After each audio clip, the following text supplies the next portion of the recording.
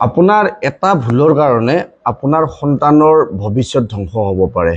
আপোনাৰ সন্তান অন্ধকাৰলৈ যাব পাৰে।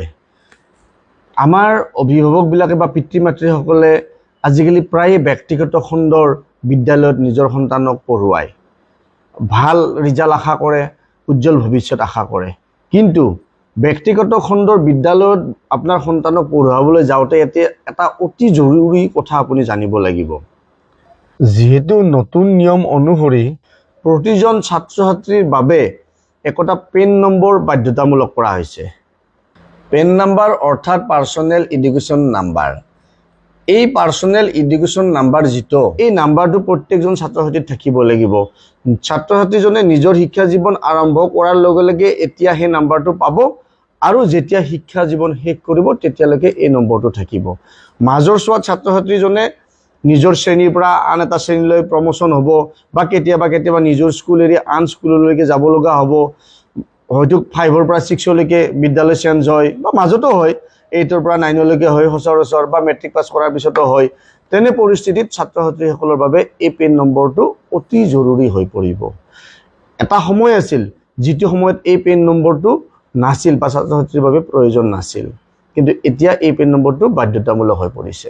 এতিয়া কথাটো হ'ল, এই পেন নম্বৰ কোনবিলাক বিদ্যালয়ৰ ছাত্ৰ ছাত্ৰীক দিব পাৰে নে সকলো বিদ্যালয়ে দিব পাৰে? আচলতে সকলো বিদ্যালয়ে দিব নোৱাৰে। এতিয়া বৰ্তমান সময়ত যিসকল অভিভাৱক বা পিতৃ মাতৃয়ে নিজৰ সন্তানক ব্যক্তিগত খণ্ডৰ বিদ্যালয়ত পঢ়ুৱাই আছে বা নিজৰ সন্তানক পঢ়ুৱাম বুলি ভাবি আছে, তেখেতসকলে এই কথাটো ভালকৈ মনোযোগ দি শুনক। এই পেন নম্বৰটো সকলোবিলাক বিদ্যালয়ে দিব নোৱাৰে। যিবিলাক বিদ্যালয়ৰ ইউডাইচ কোড আছে, সেই ইউডাইচ কোড থকা বিদ্যালয়সমূহে এই পেন নম্বৰ দিব পাৰিব। ইউডাইচ কোডটো হ'ল বিভাগীয় কৰ্তৃপক্ষই বিদ্যালয়সমূহক প্ৰদান কৰা এটা কোড। সেই কোডৰ জৰিয়তে বিদ্যালয়সমূহে ছাত্ৰ ছাত্ৰীসকলক পেন নম্বৰটো দিব পাৰিব।